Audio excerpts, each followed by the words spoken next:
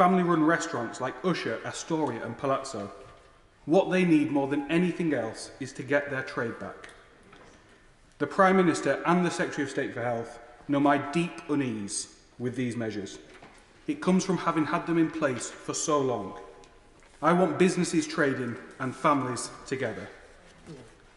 But after the huge sacrifices made locally, over many, many months, which have halved the number of infections locally, I do reluctantly recognise that now is not the time to step back completely. Going into winter, the local NHS, which has performed admirably, needs the space to treat COVID and non-COVID patients alike. That means we in Burnley have a bit further to go to turn a low R rate into a low number of cases. And we can do that, but we need some more support from government. Rapid tests, which have been used locally in some settings, now need to be rolled out to the general population. We need to see an operation similar to Liverpool. Balancing the health of the nation and the economy has never been a more challenging task. And whilst I don't see these tiers as a good option, I do understand why the government has deemed them necessary. Muller.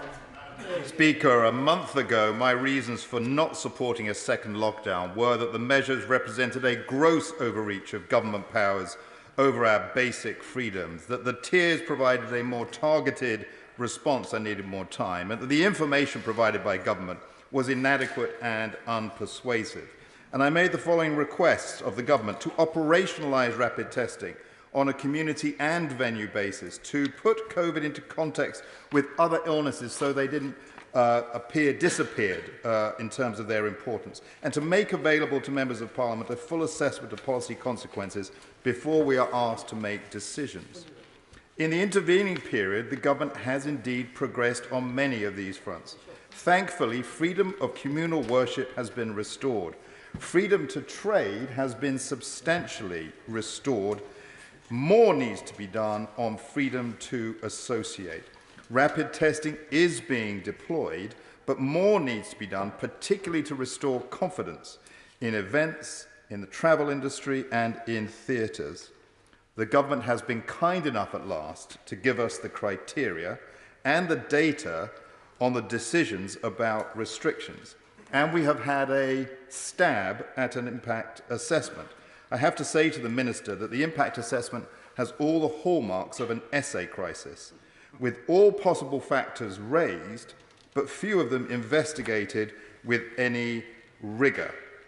This is important because for too long the decisions of government have been in thrall to the medical profession alone, and the trade-offs of the medical profession are always likely to be more precautionary than the broader considerations of members of Parliament.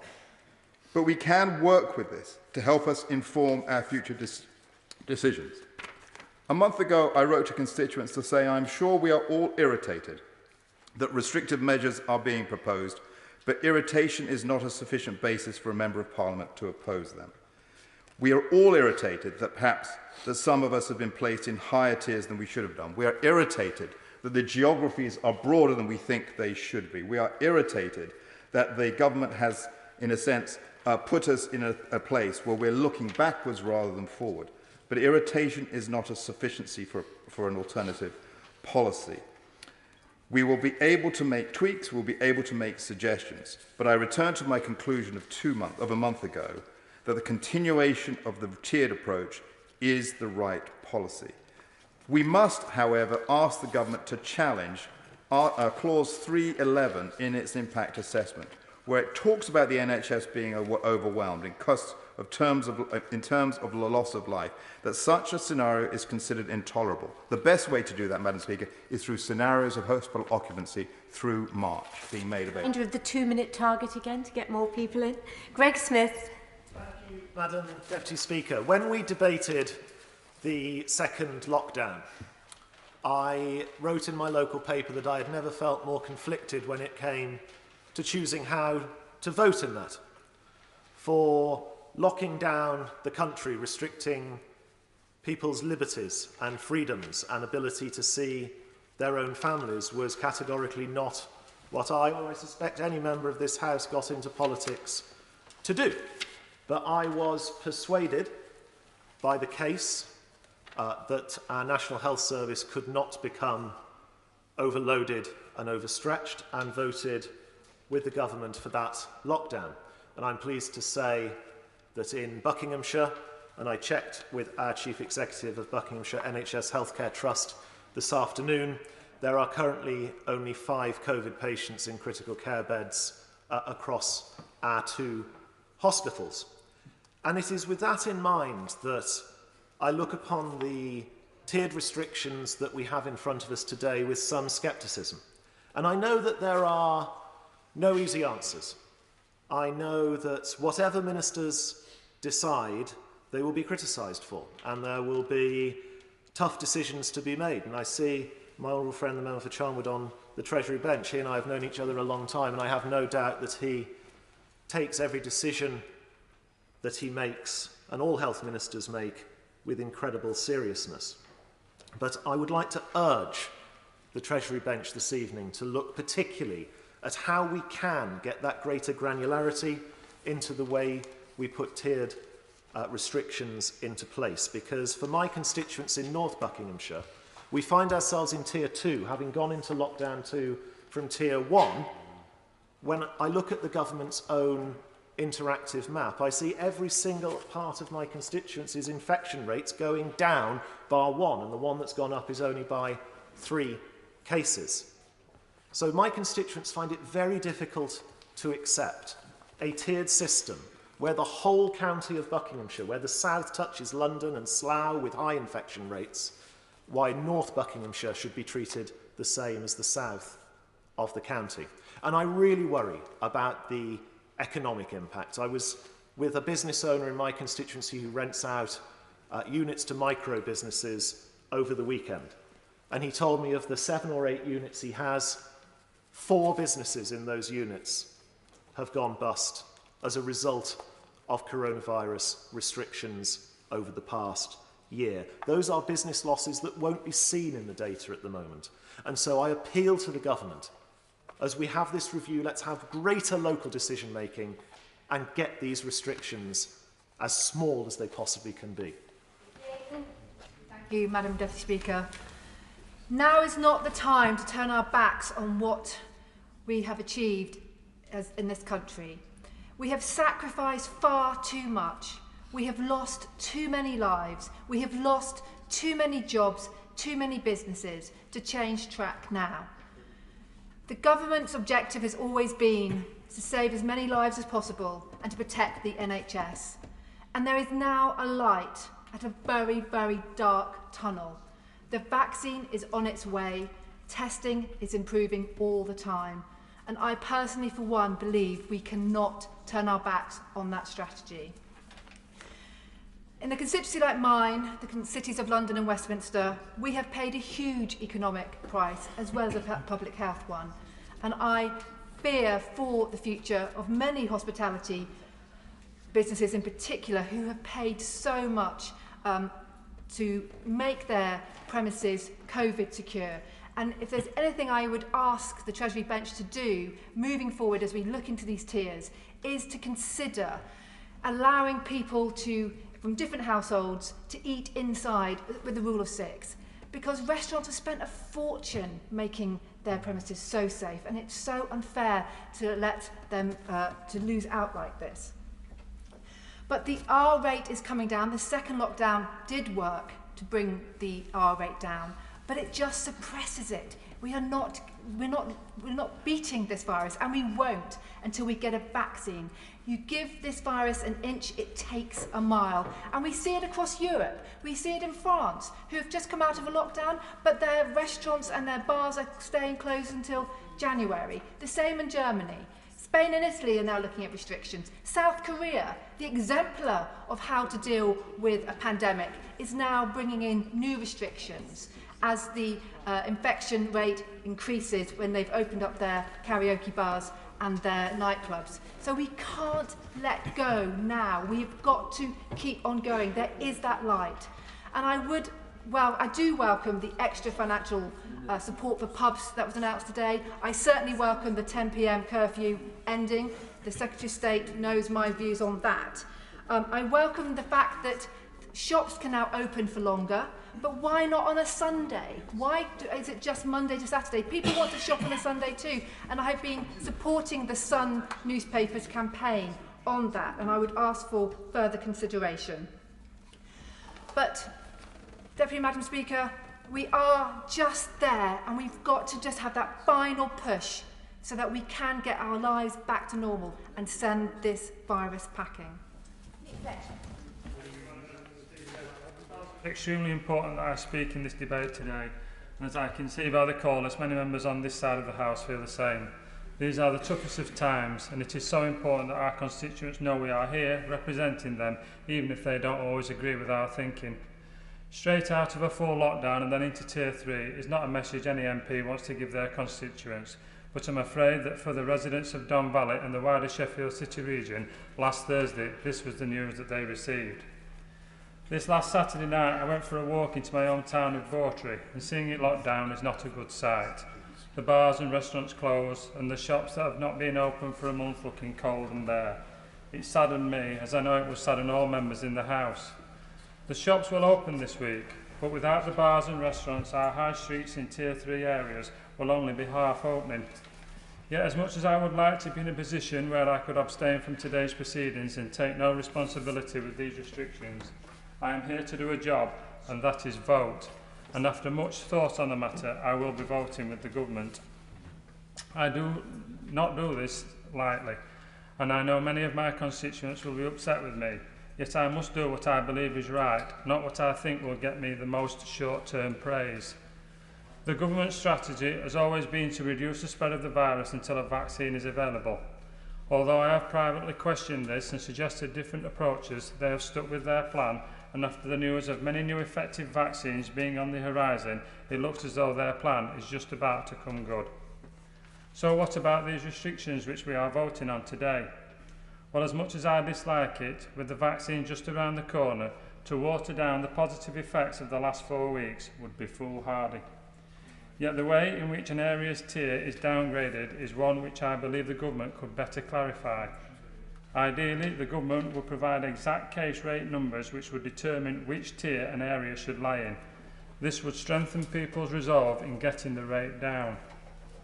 I also believe that pubs and restaurants should be allowed to open in Tier 2 and 3 areas without the need for individuals to have a substantial meal.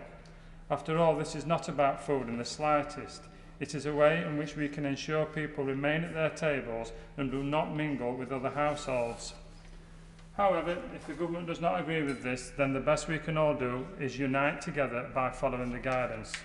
So to finish, whether you are on the side of opening up or continuing with restrictions, by coming together and respecting these new rules, we can reduce the spread of the virus, protect the NHS and open up our businesses once again.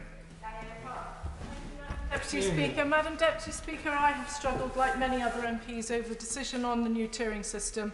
Beautiful Hastings and Rye into lockdown in Tier 1 and comes out at Tier 2. Lockdown prevented small independent shops from opening, missing out on retail sales in the run-up to Christmas. It prevented people from going to church, to the gym and so on. But this is not a global conspiracy, and government measures around the world have been successful in squashing the curve of the virus and reducing the overall death rate. But there is no doubt that there have been economic and other costs to the measures taken to counter COVID, and many MPs, myself included, have highlighted the concerns and the need for evidence showing that these restrictive measures have more benefits than cost to people and to businesses. It is, however, worth acknowledging that no one knows the alternative facts upon which to base these cost-benefit analyses. If we loosen restrictions, how do we know that this would be the only way to get our economy back on its feet? We cannot measure public confidence, for example, and how that would impact if alternative or no restrictive measures were taken.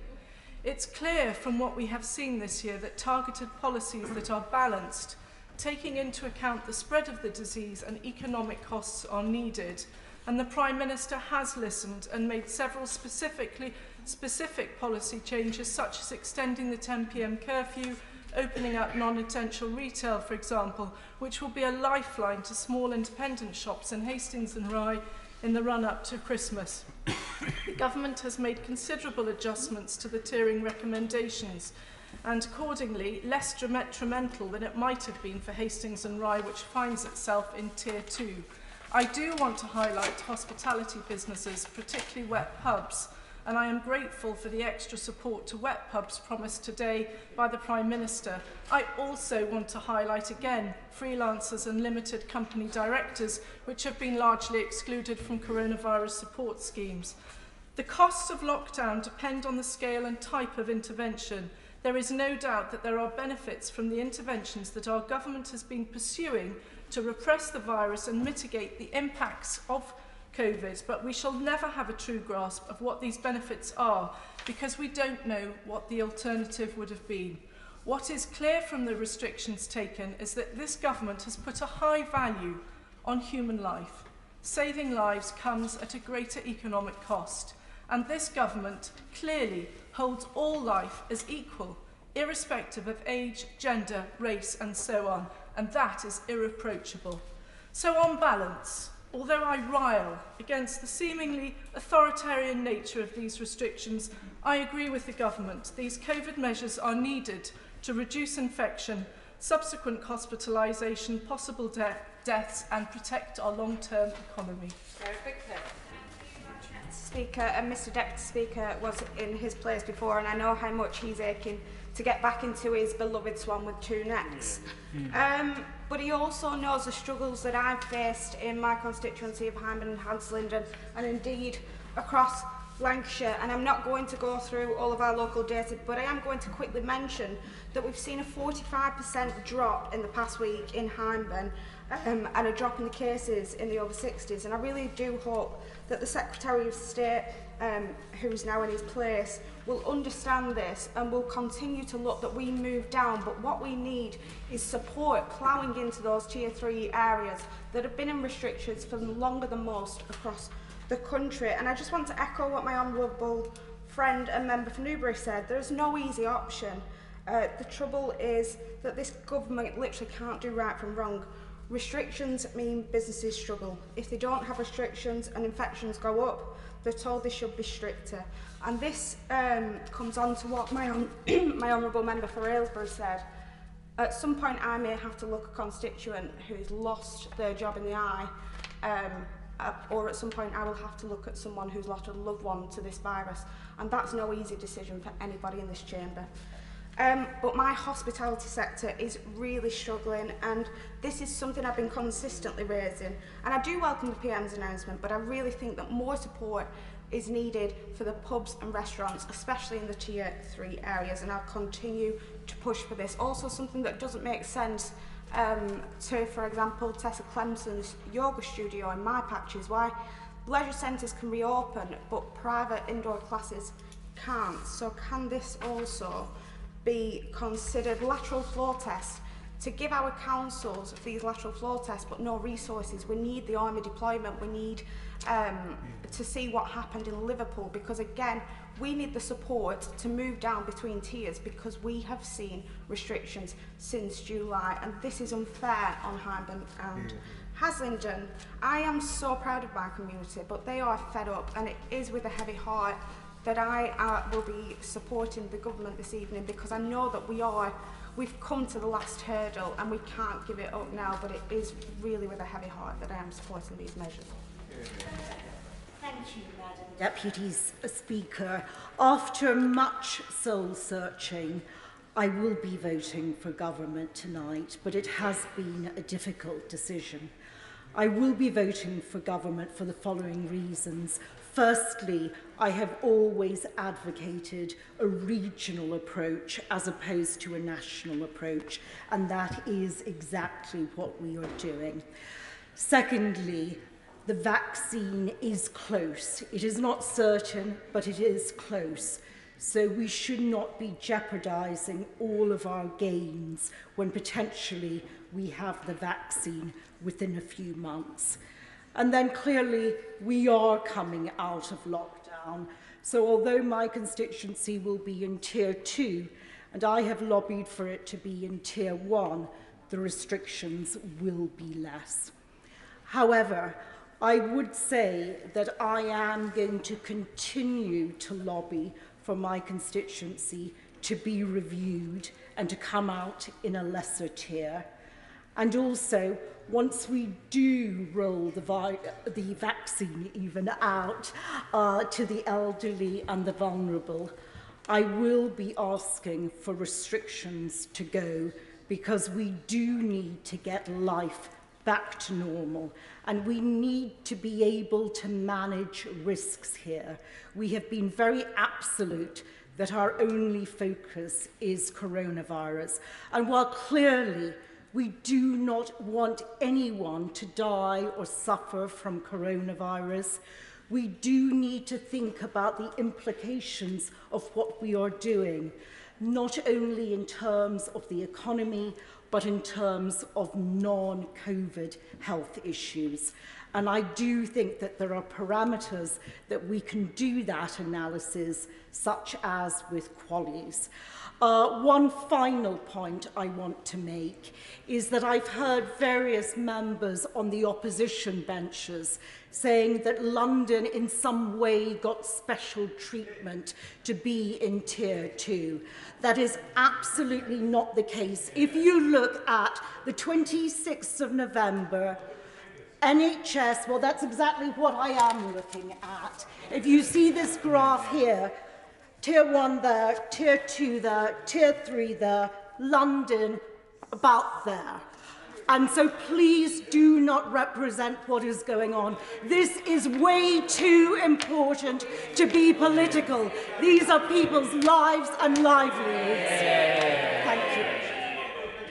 Hugh Merriman. Madam Deputy Speaker, thank you. This vote is incredibly difficult for all of us that will have to make it. On the one hand, I of course wish to support my government as it grapples with the difficult challenge of the least damaging path to take. I want to protect people from getting COVID. I want to help the NHS to care for those who do get it. On the other hand, I look at the damage which could be caused to the life chances, livelihoods and life expectancy of constituents. This drives me to ask serious questions of continuing along the path which these measures will bring. When looking at this issue and my vote this evening, I look at the evidence and I ask myself the same questions I've posed on previous votes. Can my local NHS cope? And have we properly assessed the impact of the restrictions so we know which path will be the least destructive? Compared to other parts of the country, we've had very low COVID rates in East Sussex this year. We did see an increase in November, but the rates are down in the last week by 26%. When it comes to the local NHS, the figures today show that we have 37 COVID inpatients across our hospitals in East Sussex. Pressure on county NHS beds is reported to be the same as it was this time last year. We're seeing fewer general admissions and fewer elective surgery admissions. Hospitals are, however, at a greater risk from COVID workload, and I appreciate that. The NHS system in East Sussex coped fantastically earlier this year, and it has learned lessons which allows it to more effectively manage COVID cases. I don't doubt that the position for those working in hospitals is very challenging. I thank them, I have the utmost respect for them, and I have admiration for all who work in the NHS. But I do believe the evidence shows they are currently able to cope. Then we come to the question of whether we have properly assessed which path is the least destructive. I've read the government's health, economic and social impact assessment. Amongst other worrying patterns, it describes 1 million more people who will be unemployed by June of 2021, state secondary school attendance at 78%, and non-emergency hospital admissions 30% below pre-COVID levels in September. The government's assessment does not tell us what the cost of this will be. It must, however, mean an increased risk to the people of this country, from poverty, from death as a result of cancer, which already accounts for 165,000 deaths in a year, from suicide, which is the biggest killer for those under 50, poor mental health and loneliness, failed life chances for our young people, and domestic abuse. As I said, neither is a path which we want to follow. Either will lead to tragedy and sadness, but I believe there is more danger in following this path than alternative approaches, so I cannot vote and I will vote against these measures this evening. Madam Deputy Speaker, I've listened carefully to today's debate and was going to say I'm really pleased to see the House hasn't descended into the shouting matters we often see, but as seen a few minutes ago when my honourable friend, the member for Kensington, was speaking, the opposition never failed to disappoint. But tensions are high in this place because each of us here cares really passionately about getting this right. And as ever, I come to this chamber with freedom in my heart and at the core of my values. I've said before, and I'll say again, that I didn't come into politics to restrict people's liberties. But in the context of COVID, I think of the words of the preacher Peter Marshall, who said, "May we think of freedom not as the right to do as we please, but as the opportunity to do what is right." And on this note, to my mind, it's clear that some restrictions are necessary to help protect the lives of my constituents, the lives of their friends, family and loved ones. So from that assumption, the question becomes, what should those restrictions look like? And today we have a very simple binary choice.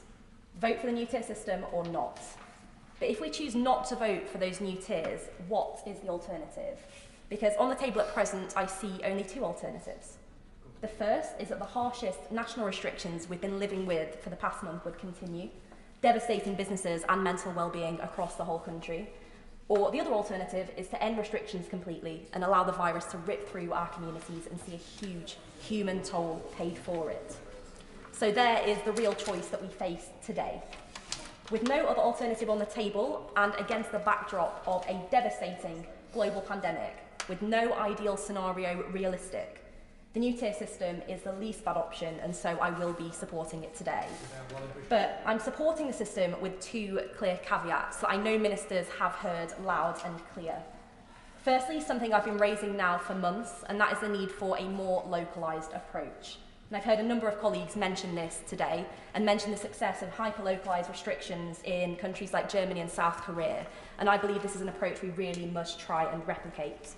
For residents in my constituency in Upper Teesdale, where cases are and have consistently been far, far below the national average, it's almost impossible to justify placing them into Tier 3. And so I ask that at the review on the 16th of December, a more localised approach is taken, not only for fairness, but also to mitigate the economic damage we know these restrictions cause. And secondly, something I've been proudly vocal on, and that is that support for the hospitality sector must be enhanced and improved, and this must be done right away to give our landlords, restaurateurs, waitresses, bartenders, chefs and more some much needed hope throughout the Christmas period. Today I've heard from Rima, Susan, Kathy, Cheryl and many others. Given how important the Christmas period is for the hospitality sector's annual earnings, I urge my ministerial colleagues to check the books one last time, dig down the back of that Treasury sofa and find a proper pocket of cash. The weather over the festive period is uncertain, but I urge government to give us the tools to say to those in the hospitality sector, may all your Christmases be all right. Richard Drax. Speaker, I'm delighted to be called, and by chance I'm currently reading an excellent book on Churchill called Walking with Destiny by Andrew Roberts. I am absolutely gripped. Mr. Roberts' recounts how listening to the great man's speeches on the radio in occupied countries during the war was punishable by death. Mr. Robertson goes on, and I quote, "Yet still people listen because he could provide that one thing that tortured populations needed more than anything else, hope. Hope, optimism, courage, a will to stand up and take on the odds. It grieves me to say, Madam Deputy Speaker, that for many months the good people of this country, whether they live in England, Scotland, Wales or Northern Ireland, have been force-fed an hourly depressant that has left them compliant and mute. Outside the home, we are watched, warned, fined and arrested, and not just by the police who, to be fair, are applying the law. Don't get me wrong, our political jailers are well-intended, but as is so often the case, the road to hell is paved with good intentions. Ministers, browbeaten by statistics, an apprehensive NHS, and an acquiescent Europe feel obliged to tag along. As we end this second lockdown, it is not surprising that the infection rate has dropped. It did last time, and then it rose again. No doubt our 5-day Christmas reprieve will see another spike. But we know this virus well enough to learn to live with it. Under pressure from the MPs, the government has chosen to soften its stance with future votes and sunset clauses. While these are welcome, I cannot vote to see more of my hard-pressed constituents move from independence to universal credit, and all the other appalling consequences that befall those who lose not just their businesses and their jobs, but their pride, Madam Deputy Speaker. We are being lured into tears like a child to the dentist with the promise of better things to come. Of course, I welcome the news that we might soon have not one but 3 vaccines that will combat the virus. But until one or all 3 are proven to work, we must simply stop digging a hole that we're going to find it hard to get out of. There is no loss of face, honour or shame in having a rethink. For while we pontificate in here, the country drowns under wave after wave of economic ruin, sadness and desperation. It shocks me how easily this dark mantle has alighted on our shoulders. There should be choices, but not the states, Madam Deputy Speaker. Ask yourself this question: has our Pride Island ever surrendered to the Grim Reaper before? The answer is no. Shadow Secretary of State, Jonathan Ashworth. Well, Madam Deputy Speaker, and as we are debating this global pandemic, can I just at the start mention another global epidemic on today, World AIDS Day, and just recommit ourselves on this side of the House, a commitment I'm sure is shared by the Secretary of State to end HIV transmissions within this decade. And can I pay tribute to my honourable friend from Ilford and the honourable gentleman from Winchester who spoke earlier into the debate on the launch of their commission today, Madam Deputy Speaker. Now, members across the House have spoken with insight, with eloquence, with sincerity. And a number of members, I think the Right Honourable Member for Forest of Dean, I recall making this point, said that we should avoid caricaturing one another's position. Now, I entirely agree with that. I entirely accept that honourable members who feel they cannot support restrictions in any form, do not want to see this virus rip. They have alternative proposals. And this has been a good debate. It's been a full day's debate. But there has been frustration on both sides of the House about the nature of this debate. And I think part of that frustration is born from the way in which the government has brought its proposals to the House in a statutory instrument. It is a straight up and down vote, a binary choice. We could have brought, or the government could have chosen to bring legislation. I'm sure the House would have worked together to improve that legislation, because there have been issues within the detail of the instrument that have caused problems. We've had the ministerial muddle of the last 24 hours around Scotch eggs.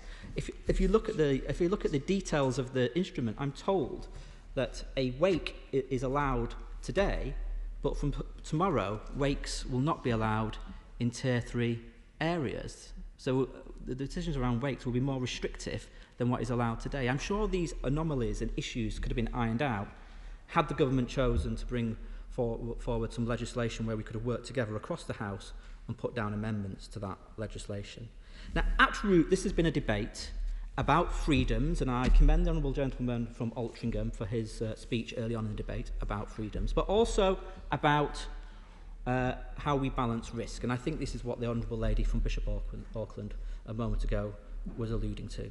And all of us want to see these freedoms returned for our constituents. The question is, at what point is it safe to start restoring freedoms to our constituents and our communities? And the second question is, if we accept that freedoms have to be restricted in order to bring prevalence of this virus down, what is the economic support in place? Because this House wants to save lives. This House wants to save lives. But in saving lives, we're asking many of our constituents to potentially sacrifice their livelihoods. In those circumstances, our constituents, families and small businesses in our constituencies, deserve some recompense for that as well. Now, one theme that has been coming out throughout the debate is how will an area move between tiers, and whether the government is using the correct geographical footprint for tiers. But throughout this, we've had different approaches. The Prime Minister's approach has ricocheted throughout this. I remember when we were told that we would have a whack-a-mole approach. Then on Saturday, the Chancellor of the Duchy of Lancaster, in his Times essay, was saying that you need to cast the widest net possible for these measures to be effective. Now, in response to questions from backbenchers on both sides of the House, the Prime Minister was saying we're going to use granular detail to make very specific, localised decisions. So are we back to whack-a-mole or not? And I just say to honourable members that I have some experience of these matters. Leicester never effectively came out of the national lockdown. We went from national lockdown to local lockdown. We've bounced between versions of what today would be known as tiers 2 and 3. Our pubs were shut, our restaurants were closed. My constituents were banned from going on holiday for part of July. Using PCR tests, we did mass testing. We went door to door with PCR tests. And we brought our infection rates down to 25 per 100,000. We were kept in restrictions. I've heard honourable members stand up with sincerity and argue that their area should not be in tier 3 or tier 2 because their infection rates are 40 per 100,000 and that's lower to what it is down the road where it's 50 per 100,000. These are entirely legitimate points to make. Leicester remained in restrictions with infection rates at 25 per 100,000. So I suppose my question to the Secretary of State when he comes to respond to the debate is, I know he has published 5 criteria by which judgments will be made about the future of tiers. But will he publish specific scorecards for each area? And can he tell us at what level now should we be alarmed by? Is it 40 per 100,000? Is it 35 per 100,000? That was the nationwide level when the Prime Minister introduced the rule of 6 on the 15th of September. It's around 160 odd per 100,000 today. Now, the Secretary of State will also tell us that his answer is mass testing. And I, of course, pay tribute to Joe Anderson and Liverpool City Council for what they have done with the mass testing pilot. Indeed, for months we've called for targeted mass testing. But as my honourable friend from Garston and Liverpool Walton were pointing out, a community testing programme, if it is to succeed, needs a community isolation programme alongside it. Because people who are not ill, who don't think they have the virus, but are in low-paid jobs, are unlikely to take a test if they are not going to get adequate sick pay and support for isolation. And we say again to the government, bring forward a sick pay package and ensure wider access to the £500 payment. I've also heard concerns about mass testing, that the tests are not allowed to go door to door. Could the Secretary of State tell us whether that is correct or not? But fundamentally, we support public health restrictions, but you cannot impose public health restrictions without giving our businesses the support to survive. And that is our difference here tonight. Give our pubs, give our restaurants, give our hospitality sector the grants that they need. Yes, we need to save lives, but we also need to save livelihoods, Madam Deputy Speaker. Secretary of State Matt Hancock. Thank you very much, Madam Deputy Speaker. And this debate this afternoon and into this evening has been on one of the great challenges of our time, how to respond as a country to this unprecedented pandemic.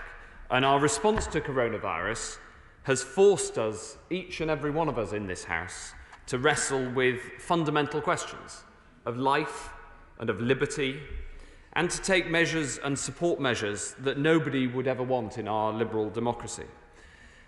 Like every other like-minded nation across the world, we're striving to take targeted action like the measures before the House today.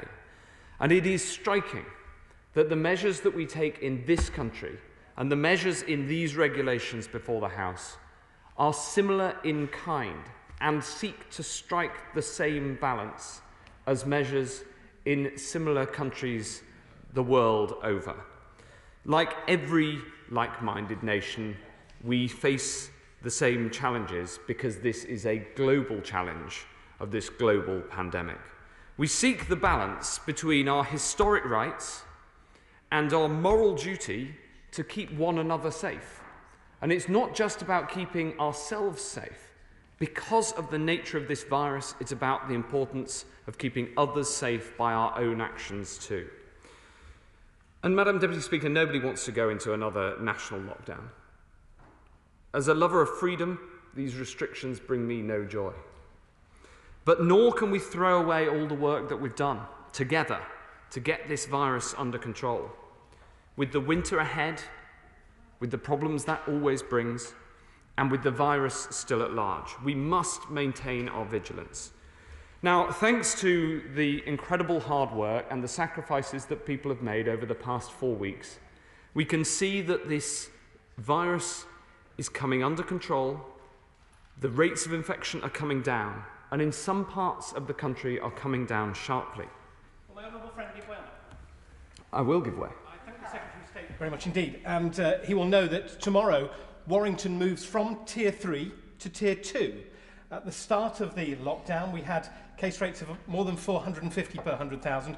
We're now at 147 per 100,000, and I'm sure you'll join with me in thanking the efforts of everybody in Warrington who've worked so hard to bring it down. But can he assure me that mass testing will be made available to Warrington, as Liverpool was just down the road, so that we can keep Warrington in Tier 2 and not bounce back up to Tier 3? Secretary of State.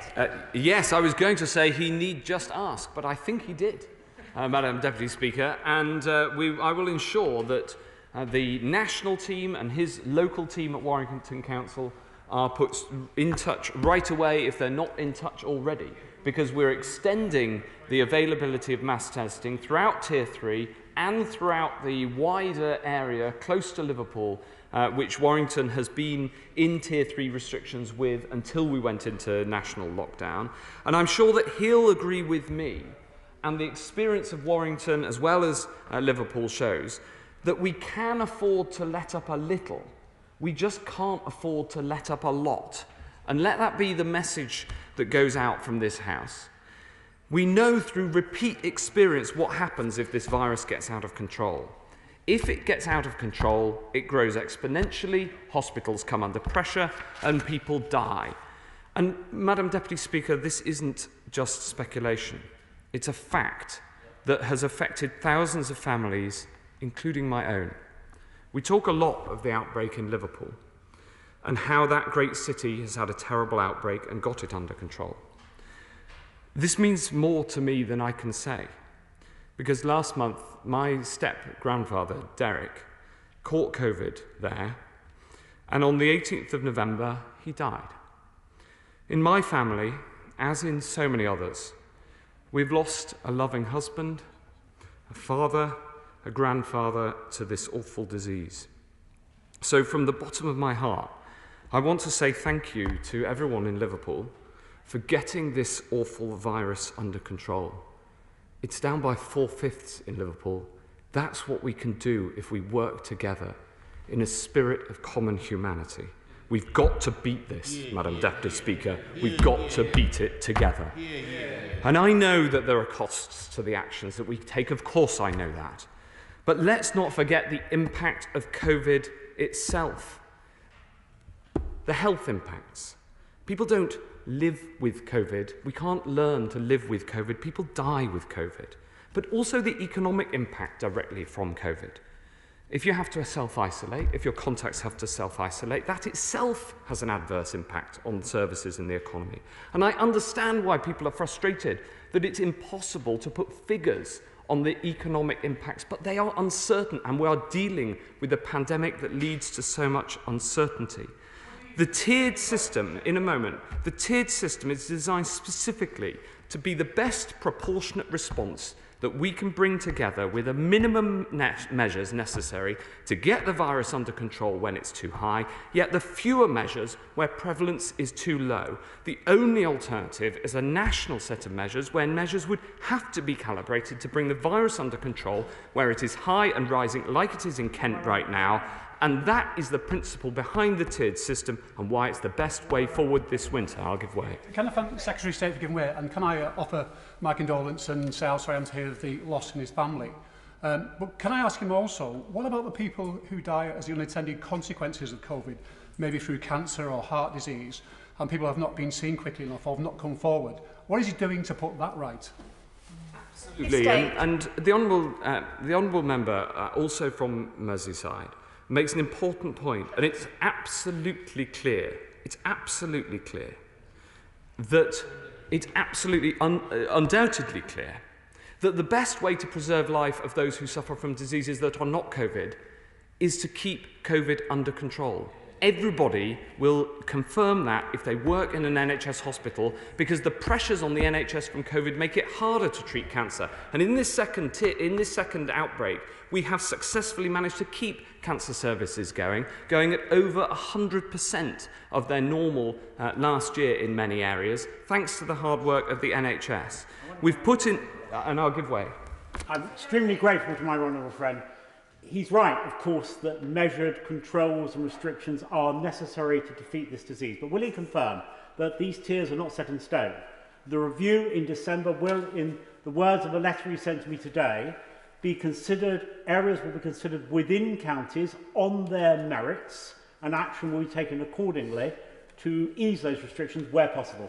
Secretary of State. Yes, of course, Madam Deputy Speaker. And as my right honourable friend, the Prime Minister, set out earlier, if an area meets the 5 criteria, and we've set out those 5 criteria, the pressures on the NHS that we were just discussing, the case rates in the over 60s because of the direct impact that has on hospital admissions, the direction of travel of those case rates, because if it's rising fast, that's more dangerous, and the positivity. If an area meets the 5 criteria, then of course we will seek to reduce the tier on that basis, and we'll do that on the basis of the most localised geography that it is epidemiologically relevant to act in, and this is about the human geographies that the Prime Minister spoke about with such eloquence earlier. Turning to some of the speeches that have been made, I want to highlight a few. There were many, but a few I'll highlight.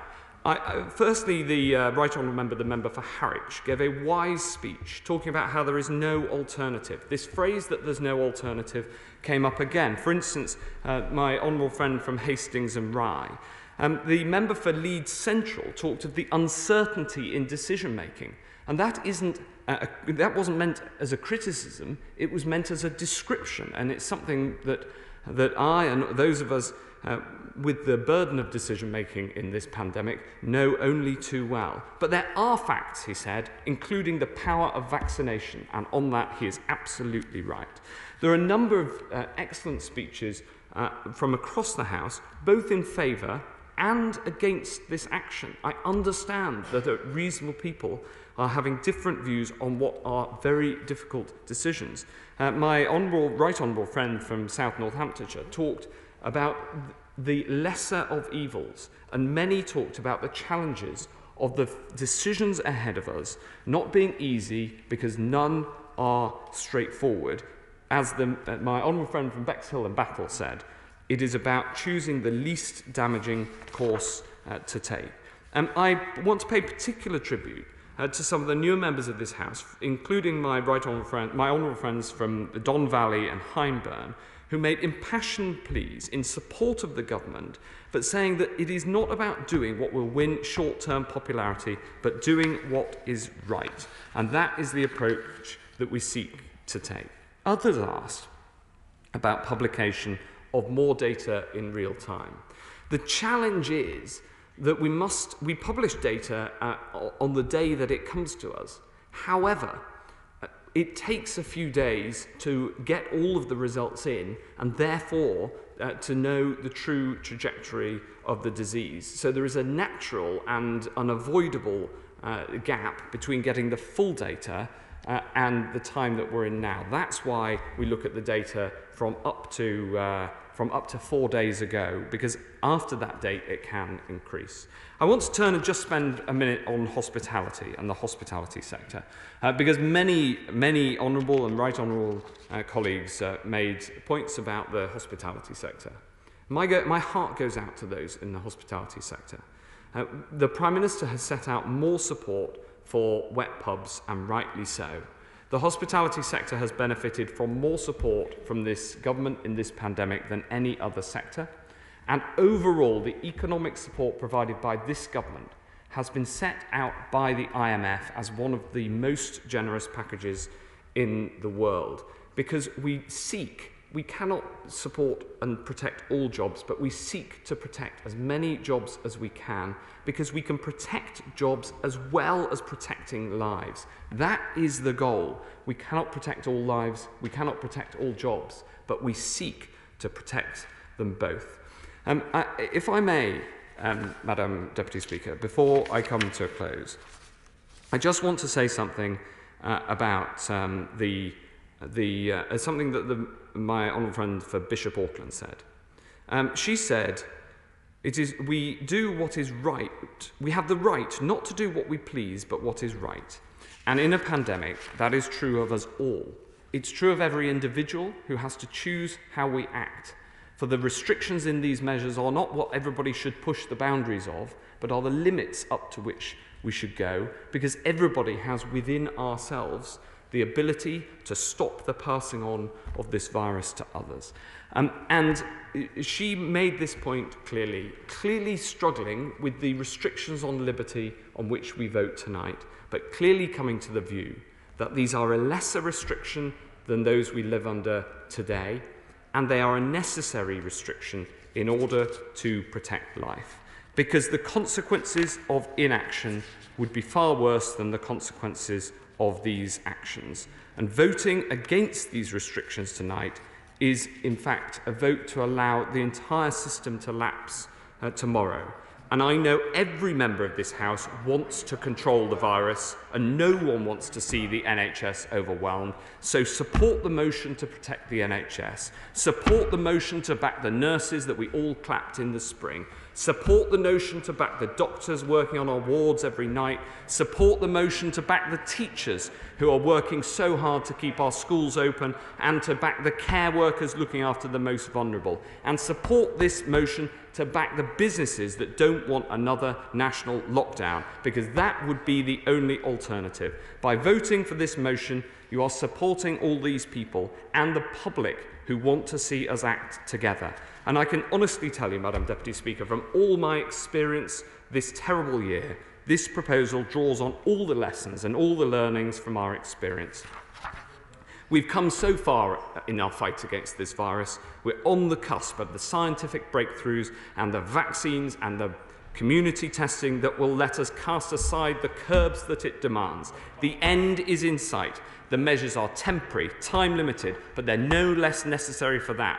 The return of our freedoms is on the horizon. The virus is back under control. The NHS has been protected. Let's not throw it all away now. We must have resolve, not to do what's easy, but what is right. And I commend this motion to the House. The question is motion number 3 as on the order paper. As many as are of that opinion say aye. Aye! Of the contrary, no. No! Division, clear the lobby, and could backbenchers please leave the chamber in the doors behind me. Front benchers can go that way.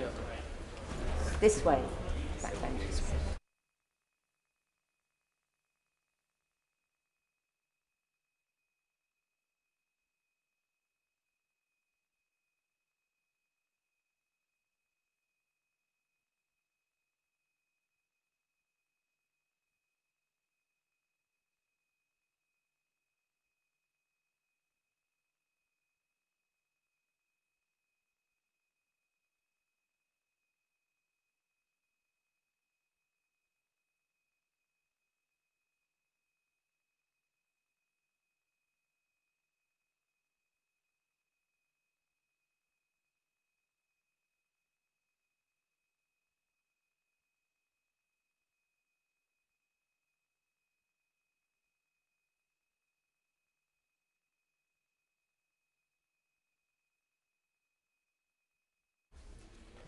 The question is number 3 as on the order paper. As many as are of that opinion say aye. Aye. Of the contrary, no. No. Tellers for the ayes, Maggie Throop and Michael Tomlinson. Tellers for the noes, Sir Robert Sims and Steve Baker.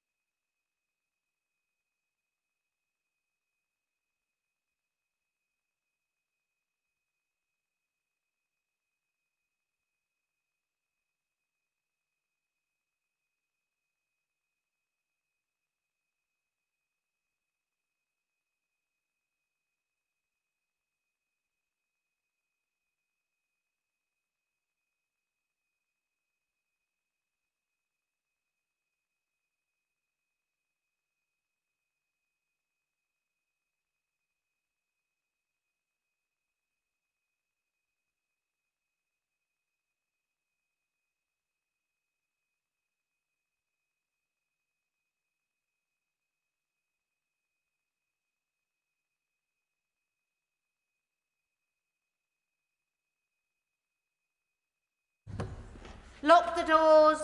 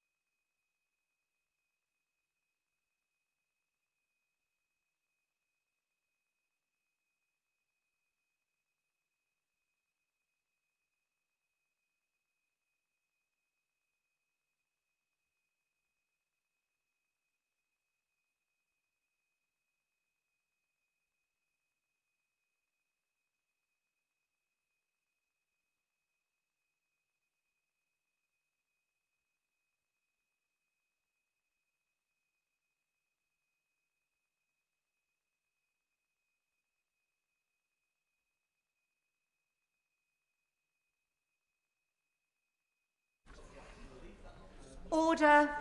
Order. The ayes to the right, 291. The noes to the left, 78. The ayes to the right, 291. The noes to the left, 78. So the ayes have it. The ayes have it. Unlock. Order. Under the order of the House today, I must now dispose of motion number 4. Minister to move motion number 4 formally. The question is motion number 4 as on the order paper. As many as are of that opinion say aye. Aye. Of the contrary, no. I think the ayes have it. The ayes have it. Thank you. With the leave of the House, I will take motions 5, 6 and 7 together.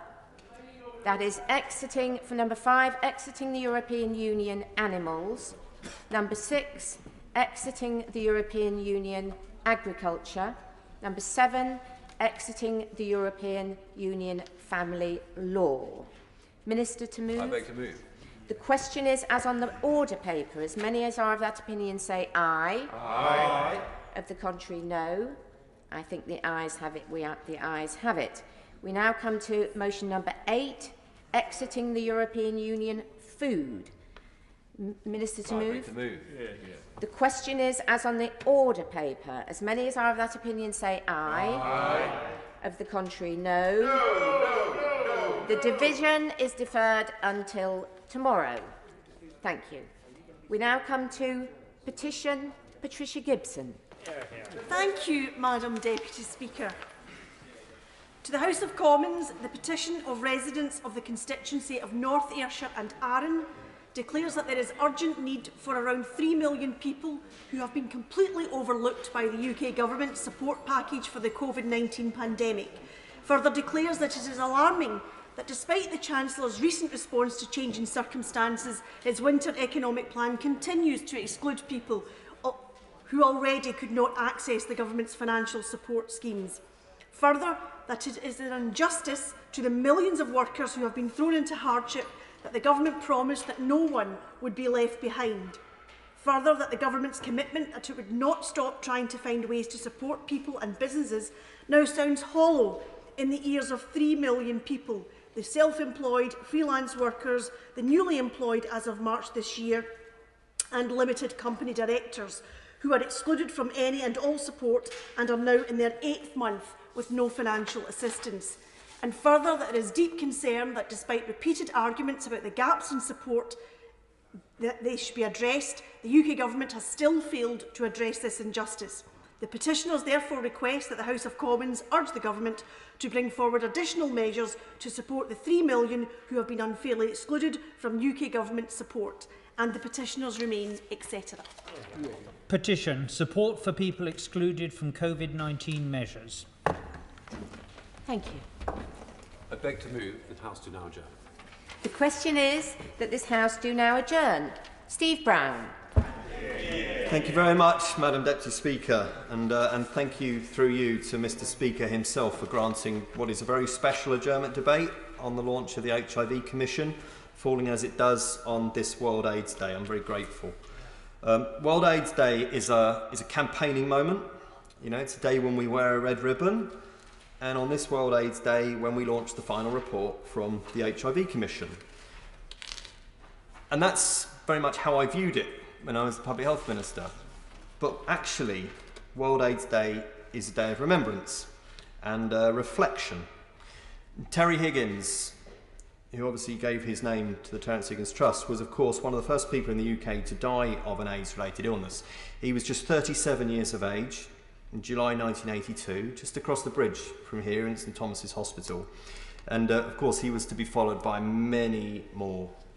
So we remember today not just someone whose name is well known and synonymous with the fight, not the rock star who made Live Aid what it was, but the dad, the mum, the son, the daughter, the brother, the sister, the partner, who we will never know, but those they left behind certainly did.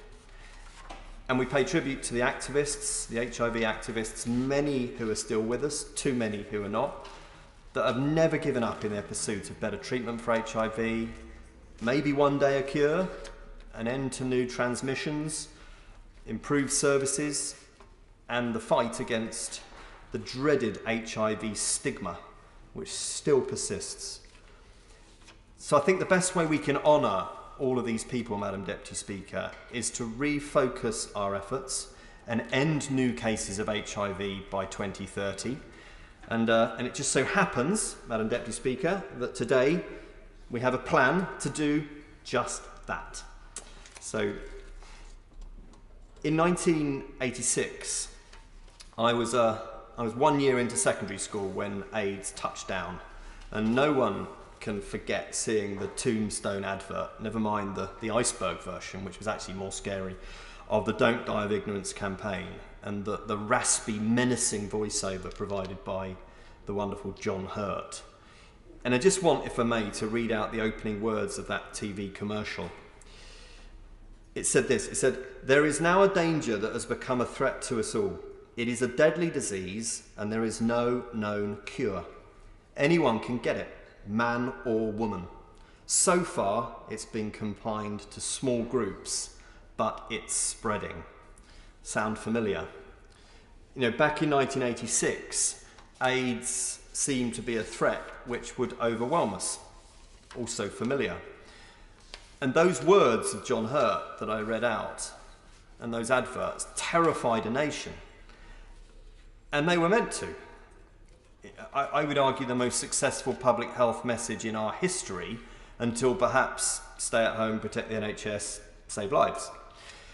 So fast forward 30 years, and I find myself, much to my surprise, the public health minister, with the opportunity to put what has become scientifically possible, ending new cases of HIV by 2030, into policy. And when we first proposed the idea to my right honourable friend, the Secretary of State, who I am deeply touched is here himself to respond to this debate on today of all days, I have to say, when we proposed it to him, it was not a tough sell. We'd already done so much as a country, meeting the UN AIDS 90-90-90 targets on testing, treatment and suppression early. And, you know, the Secretary of State understands prevention is better than cure more than most. So it was terrific to watch him tell the AIDS-Free Cities Global Forum in London in January 2019 that this government would set itself the ambitious, but we think wholly achievable goal of today's Commission. And just as Lord Fowler in 1986, then Secretary of State for Health and Social Security, of course, rejected a moral crusade against the way of life in favour of a practical plan to fight a virus, so we, in creating the HIV Commission, turned the possible into policy and the policy into this practical plan. And I want to pay tribute to Damien Gabriel, who chaired the Commission with a firm hand and great style, as well as the Honourable Member for Ilford on the other benches, and the 8 other commissioners who put so much into producing what we launched this morning with the help, wearing a fabulous jacket, if I may say, of Sir Elton John.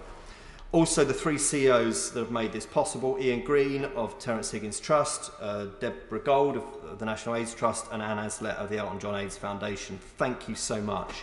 And to many, including the chair of the all-party group I see here, and my honourable friend, the member for Finchley and Golders Green, who can't speak this evening, have done so much to assist us in this journey. And I would say that the prize is clear. England could be the first country to end new cases of HIV, and we can help the world do the same. Of course. I'm really grateful to the Honourable Member for giving way. It has been such a privilege being a member of the Independent HIV Commission, not least because of the wide range of people that we've met and engaged with during the course of our work that have helped us to put together a concrete action plan that could help us, if we get this right, to end HIV transmissions by 2030. That is such an enormous prize, and I want to join my honourable friend on the government benches in thanking everyone who took part in the Commission and the Chair, Inga Beale in particular, for her wonderful leadership. But if I may also say from these benches, Madam Deputy Speaker, I want to thank the Secretary of State for Health for being here this evening, for responding to the debate. We've seen great cross-party leadership from him, from the Leader of the Opposition, the Leader of my party, and therein lies the hope that with joined up political leadership locally and nationally, we will turn this report not just into a worthy piece of work, but a concrete plan of action that changes people's lives and changes the course of history. I bless my honourable friend for that. I mean, it has been a pleasure to work with him on the Commission. And, you know, when you're asked to do something like that, and he has had a front bench responsibilities himself, you know, it's a big commitment, actually. And I think we had to we had to be sure that it was a commitment that was going to lead to something proper and something realistic and something deliverable. And I don't think we could have asked for better in the plan that has been produced. And the cross-party element of this is so important. There's no room for an inch of partisanship in the all-party group for HIV and AIDS in this particular fight, because whatever happens at the 2024 general election, we need this. We can't reset after the next general election if there should be a change of administration. We need to keep up the focus and keep working across this House. I give way to the chair of the all-party group. I thank the honourable member for giving way, and can I absolutely commend his work and leadership on this, not only as a minister but as a member of the Commission, indeed my honourable friend, and also to the Secretary of State, and indeed to the health ministers and the devolved administrations as well, my own colleague Vaughan Gething, the health minister in Wales, because it's only with leadership on this issue and cross-party working and cross-UK working that we're going to get to that crucial target of zero infections by 2030. But would you agree with me that, as on so many public health issues, this is a global fight as well, and that our continued support as a country for things like the UN Global Fund are crucial to getting to that 2030 target globally as well as in this country? I most certainly would. And actually, you know, when I travelled around the world as a health minister to G7, G20 meetings, the NHS, as the health secretary has said many times, and what we do within it is so well respected around the world, and we often set the tone and set the lead. And so yes, this is a plan for England, but I hope that it will work across the devolved nations for the UK, and I hope that we will set the standard around the world, as we have in so many areas of public health policy, that others will then follow us from. So I take his point exactly, and I will give way to my humble friend from Strangford. Thank you very much, Madam Deputy Speaker. First of all, can I congratulate the honourable gentleman for Winchester bringing this forward. I just want to add my support for the project of the HIV Commission, which has been brought forward. And I just also want to say, I spoke to him beforehand, and I think it's important, Madam Deputy Speaker, that we put in record the hard work that has went in. But there are many people in my constituency of Strangford. One of the churches at the Enum Church, they have a missions. And one of the things they've done is the helping to address the HIV in Swaziland. And the wonderful thing out of that was, over the period of years that I know them and what they've done, they've been instrumental in assisting the Swazi government to reduce down to 27% the number of adults who have HIV from 50%. So a programme of education, a programme of medical support has helped. And would the honourable gentleman agree that perhaps what they have done in Swaziland could enable us, through the House of Commons here, to deliver that for the rest of the world as well? Thank you. Yes, I mean, the faith element of this is very important, because we have done very well on driving down the numbers, but we've got to do even better, and it's going to get harder as we get closer to the goal. And Reverend Steve Chalk, who is a Baptist minister and a founder of something called the Oasis Charitable Trust, was one of our commissioners, and he gave a very important element to this, and I think that the point the honourable gentleman makes is very valid. So let me just carry on and conclude, Madam Deputy Speaker. So why do I say that this is scientifically possible?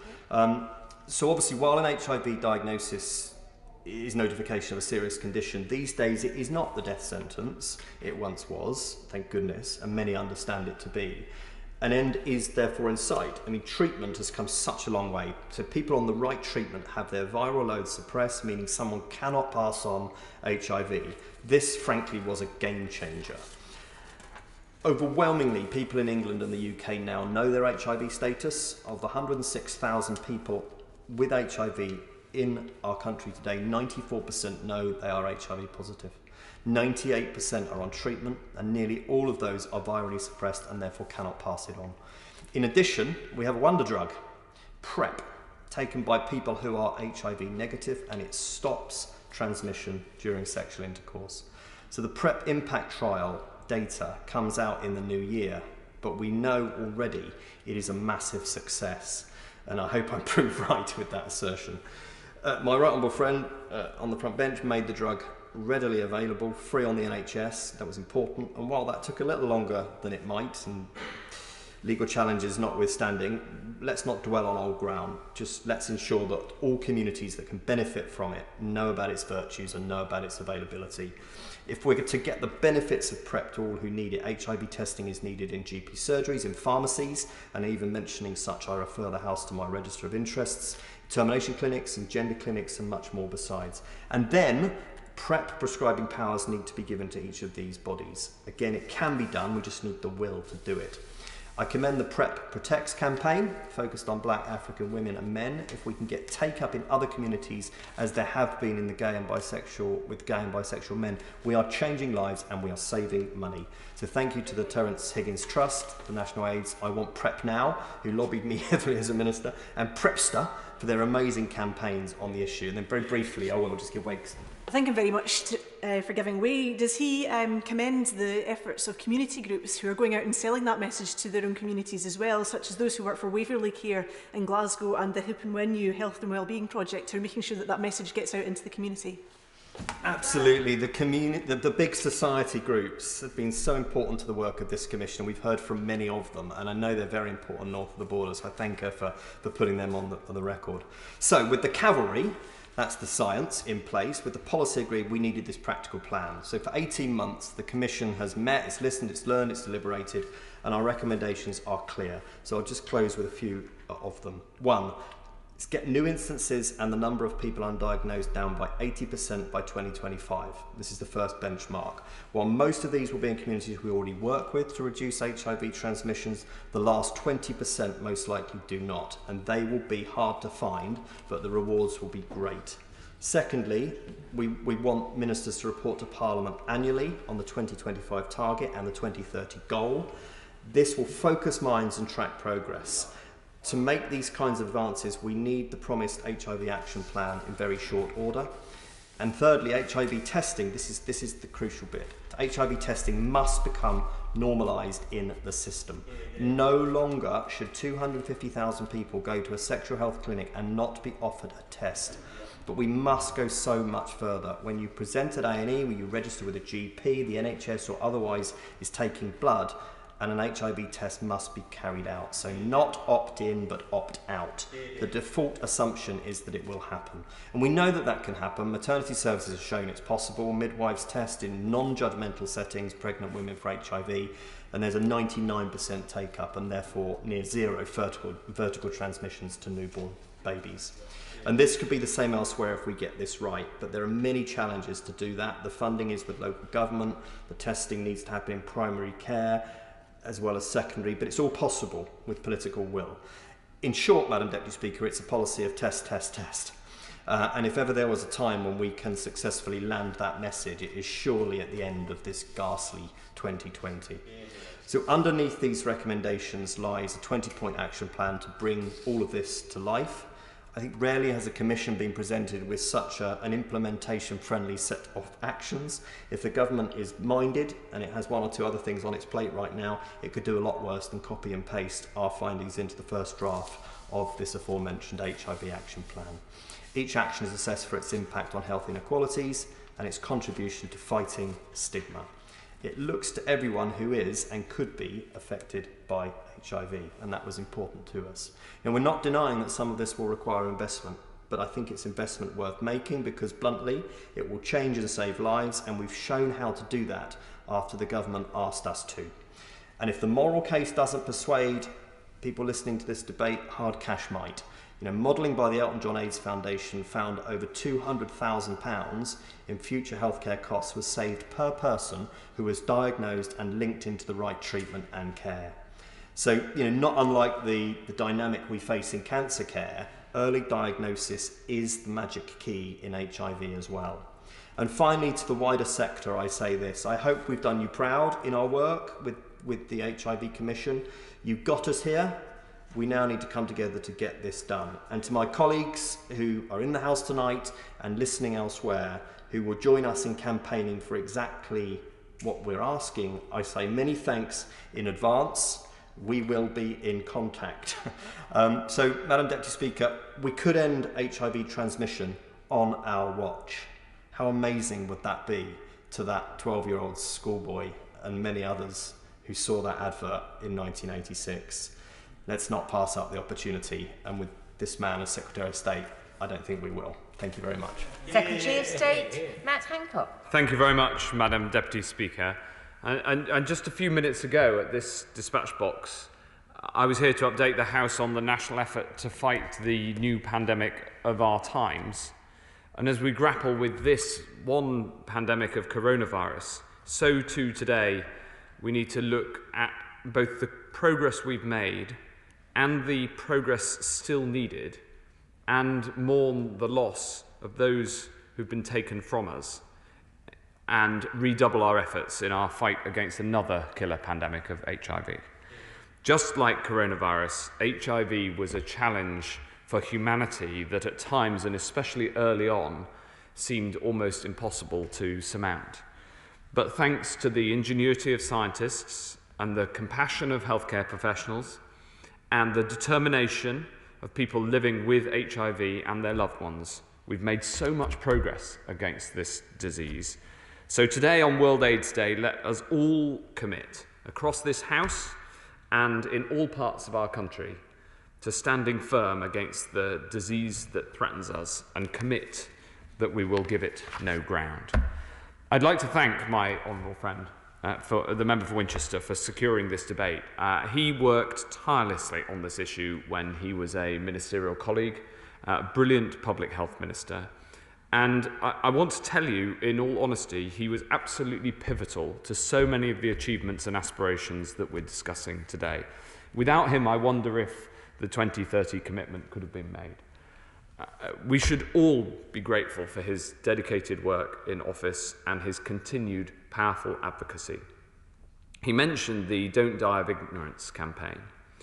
And I can tell him that, and I can tell the House, that the early messaging in the coronavirus pandemic and stay at home was explicitly inspired by that campaign, which was so successful and so brave.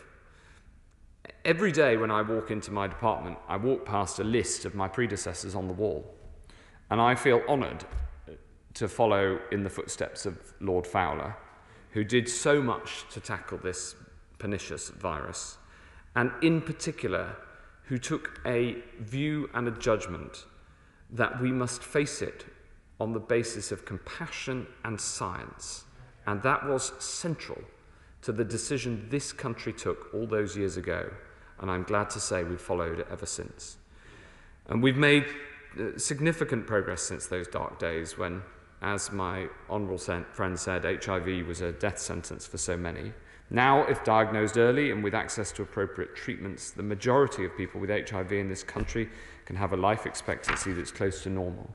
And I'm so proud that here the overall number of people with a new HIV diagnosis has fallen by over a third over the past 5 years, and that the number of gay and bisexual men with a newly diagnosed HIV has fallen to the lowest point in 20 years. And I'm also really proud that through the efforts of so many people, we've met our UNAIDS 90-90-90 target for the third consecutive year, and that we were one of the first countries in the world to do so. This means over 90% of people who live with HIV being diagnosed, over 90% of those diagnosed getting treatment, and over 90% of those who are treated having quantities of HIV that are so small that it is undetectable. Of course I'll give way. He's talking about the excellent progress that has been made, and I would acknowledge that that is true. But one of the areas where there's still significant difficulty is among intravenous drug users, and particularly in the city of Glasgow, where we want the public health intervention of a supervised drug injection facility, but the Home Office is blocking this. Would he agree that there needs to be a public health approach to this? Otherwise, we will not be able to treat those remaining percentages of people who still have the virus. Well, I was immediately going to turn to say that despite the successes, there is further to go, and I think we'd all agree on that. We need to follow the evidence in terms of what works, and we need to, crucially, to work together. And I know that the Home Secretary has been working with the administration in Scotland on the approach to be taken. But the attitude we should have is that every new case of HIV is one case too many, Madam Deputy Speaker. And this brings me to the commitment that we were able to make 2 years ago, that at my honourable friend's suggestion, I announced the commitment to ending new HIV transmissions by 2030. Now, I remember being told at the time that this was an ambitious target, but I know that we can get there. This year, we've been making PrEP routinely available across England to those who need it, and back that with funding for local authorities. But it's really this report from the HIV Commission that shows us the way. I want to thank all those who've been involved. The Terence Higgins Trust, of course, the National AIDS Trust and the Elton John AIDS Foundation, Public Health England, and work across the devolved administrations. I'd also like to take this opportunity to thank Sir Elton for his exceptional personal advocacy for people living with HIV and the sterling work he's done to raise money for HIV prevention and treatment across the world, and to thank all those who have played their part in getting to where we are. Now, turning to the work specifically of the Commission itself, I know that colleagues across the House have played an active role in the Commission, and the report that the Commission has published today makes many important recommendations for how we can progress on our path to zero. I want to pay tribute to all the Commissioners for their hard work and thank each and every one. And I'd like to put on the record my thanks and praise for Dame Inga Beale for her expert leadership. My honourable friends set out the core recommendations, and these include the interim milestone of an 80% reduction in new HIV transmissions by 2025, with early diagnosis at the core of the approach that we should take, and the default assumption of test, test, test. This sounds familiar, and we know that it works. As well, of course, as that expansion of testing. The reason I wanted to come to the House personally tonight is to say this, that we will use the excellent report of the HIV Commission as the basis of our upcoming HIV Action Plan, which I commit to publishing next year. I want that to be as early next year as is feasible to ensure that the work is high quality, can be delivered, and can set us fair on a credible path to zero new transmissions in 2030. And I look forward to working with members right across the House in making that happen. Of course.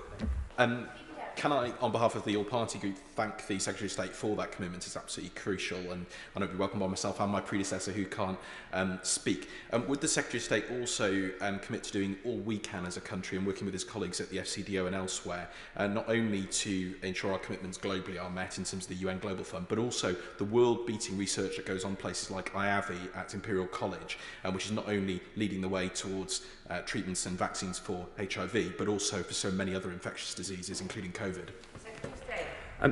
The cross-party nature of the support for this work couldn't be better demonstrated than the fact that when our colleague from the SNP intervened, she anticipated my very next sentence, and so did the honourable gentleman, because I wanted immediately then to turn to the global matters, because of course no one is safe until everyone is safe.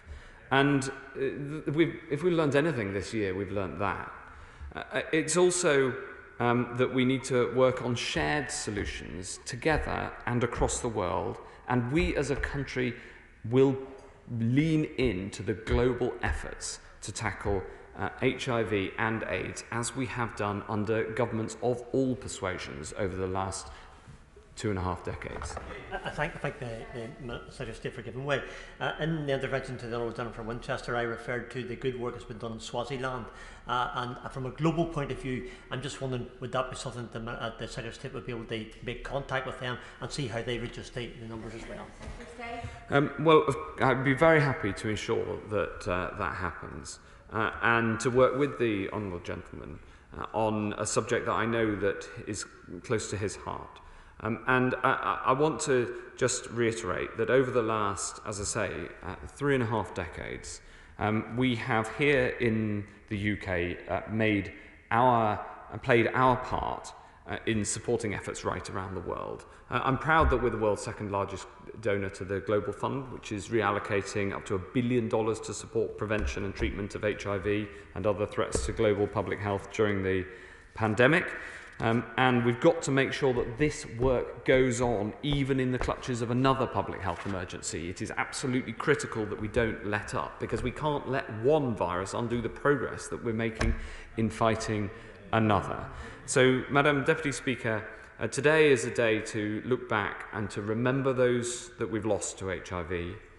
It's a day to look back and acknowledge the progress that we've made, but it is also a day to look forward, to together reaffirm our resolve to keep working towards that goal of 2030 of no new infections, because HIV is a virus that's taken too many people before their time, and we should all redouble our efforts to make it a thing of the past. The question is that this House do now adjourn. As many as are of that opinion say aye. Aye. The ayes have it, the ayes have it. Order, order.